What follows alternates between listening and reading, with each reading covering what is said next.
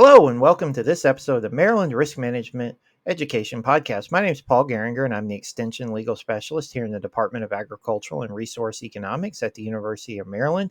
And today's episode will focus in on Idaho's Concentrated Animal Feeding Operations, or CAFO, National Pollutant Discharge Elimination System, or NPDES permit that was recently put together by the Environmental Protection Agency and has recently been vacated by the Ninth Circuit. So we'll talk a little bit about how it got to that. So let's go ahead and get started with the episode. So as I just kind of mentioned at the top, recently the Ninth Circuit Court of Appeals, the federal Ninth Circuit Court of Appeals, vacated Idaho's CAFO NPDES permit for lack of monitoring underground discharges and potential discharges from dry weather applications. The suit was brought by Food and Water Watch and the Snake River Waterkeepers. The decision basically vacates the permit back to EPA to determine its next steps. This decision is in Food and Water Watch v. EPA, and I will link to the opinion and the blog post related to this decision in the show notes. So give a little background on it. In 2019, EPA issued for public comment a draft version and fact sheet for the Idaho CAFO NPDES permit. The permit was to go in effect in mid-2020. Food and Water Watch and Snake River Waterkeepers brought a challenge to the permit. The groups claimed that the permit failed to provide proper monitoring as required by the Clean Water Act. So let's talk a little bit about permit monitoring. The Clean Water Act requires that NPDES permits include monitoring provisions to ensure compliance. The court agreed with EPA that the production area's permit contains sufficient control requirements for above ground discharges from the production areas. The permit required daily and weekly inspection of water lines, stormwater diversion devices, runoff diversion structures, and waste storage containers, which was considered sufficient monitoring, at least to the Ninth Circuit.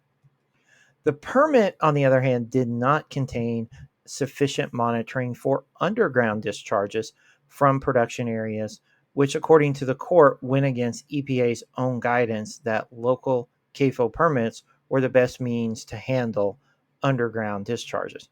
The court agreed with Food and Water Watch and Snake River Waterkeepers that the Idaho permit did not contain sufficient monitoring for these underground discharges from production areas. While the court also agreed that the permit did not contain monitoring for dryland applications, EPA had heard from some in the public comments that dryland applications could take place with irrigation.